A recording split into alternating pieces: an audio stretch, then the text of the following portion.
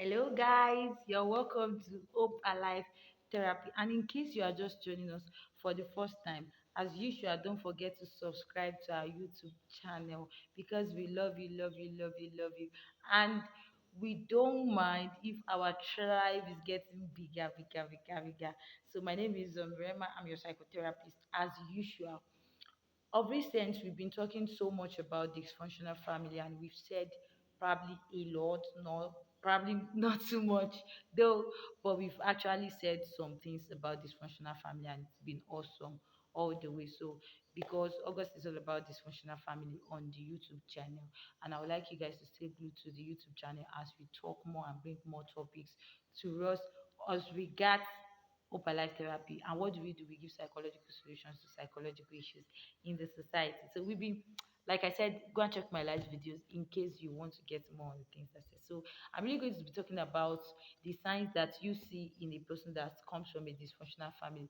There are certain signs, there are certain criteria that when you look at them, you see them, you're like, okay, I think you need to work on yourself. Why? Because you come from a dysfunctional family, and these signs are tendencies. Now, it's not compulsory that you see everything that I talk about, but probably maybe you see one or two things in it. That shows that probably they've not healed permanently from the family they are coming from. Probably they didn't really care. They don't even see themselves as somebody that come from a dysfunctional family. So, and in case you want to know the types of dysfunctional family that we have, you can check my previous video for more. So, number one sign that you see from someone that comes from a dysfunctional family is that they will be a people pleaser. Majorly people that come from dysfunctional family don't feel appreciated and they don't feel loved, and because of that they tend to want to please everybody around them, especially when they get little love. And that's why it seems like many a times they fall victim of people that just deceive them with mere things around, and at the end of the day show their true color. They just feel like I'm hot and things like that. Why? Because love has been their major search and quest in life. They believe love is something that they search for. They don't know love is something that they themselves need to evolve into in order to get it back. So many a times people that come from a dysfunctional family always want to please people around them, and at the detriment of pleasing people around them, they tend to be the one that is always hot. Yep, you get hurt every time. Why? Because your expectations of people are too high. If you can't get it from the family you come from, why asking too much from people around you? So that's number one. Then number two about it is that they have bad communication skills. People that comes from a dysfunctional family tend to battle with communication skills.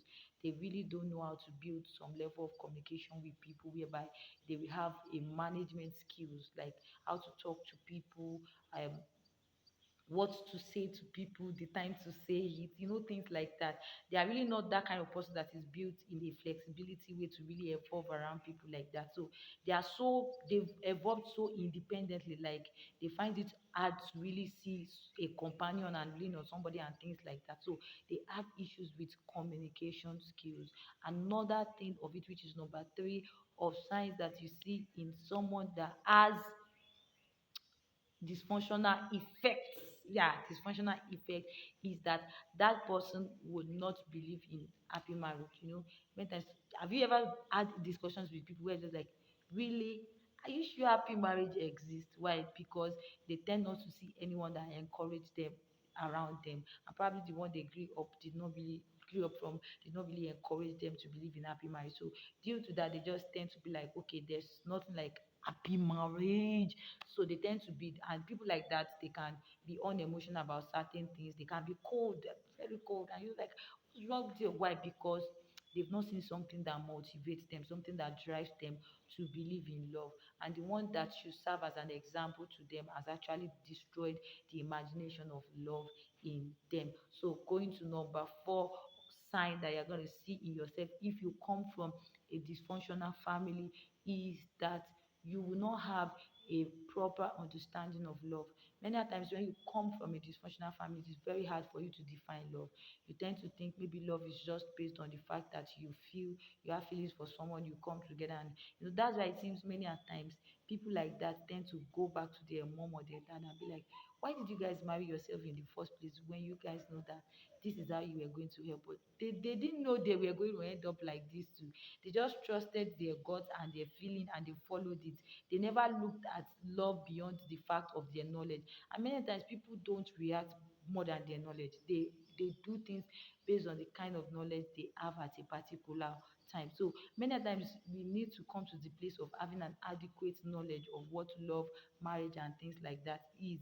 So when you have an adequate knowledge and you are deeply rooted in that knowledge, there's a way you see that your life change, your mind evolve, and you see things around you coming back into place and to normal. So majorly this is the number five of what we are talking about, the effects that you come from a dysfunctional, or what are the effects. So another effect of it is that you find it hard to trust people. You really, really find it hard to trust people. Even when people love you genuinely, you tend to develop a paranoid personality disorder, being suspecting everyone around you, feeling like, okay, this was why, because of how you grew up. And you like, sometimes I've even been in the midst of discussions where people be like, if my mom can do that to my dad, if my dad can do that to my mom, hey, me, there's nobody. Why? Because now, if you're saying there's nobody you can trust, then there's no pillar for love. One of the pillars of love is trust. So your inability to trust a person is one of the things that helps your love to stay strong and last strong. So I hope with this little sign that I just said, you can sit down, you can think about it wherever you are, and see how you can help yourself. In my next video, hopefully, I'm going to be talking about the kind of children that grew up from a dysfunctional home, and how to help yourself based on these signs that I just told you. But meanwhile, take your time, sit down, think about the things that I just said, and talk to a therapist. Help yourself. Don't just be feeling like, yeah, no. When you one of the problem we have with people when they come for therapy is that many a times people come for therapy to be sure, not because they are willing to change or adjust. So many a times like that. So therapy is just not going to help because people are not willing. So take your time. Make sure you are willing to take a bold step to come out of your fears, to come out of your worries, to come out of your doubts, regardless of the kind of home that you came out from. If you don't face the realities of life, you might not really overcome them. And one of the problems we have in our present generation is that people always run away from the realities of what they ought to face. We need to start learning to face them. We need to start learning to tackle them, and face the reality of matter the way they've come to us. Admit it. Probably maybe you come from a dysfunctional. Admit that, fine, I come from a dysfunctional home, but mine will not be like that. The fact that my family are not spiritual does not mean I will not have a spiritual home. The family that my family is not happy does not mean another family will not be happy, or my family will not be happy.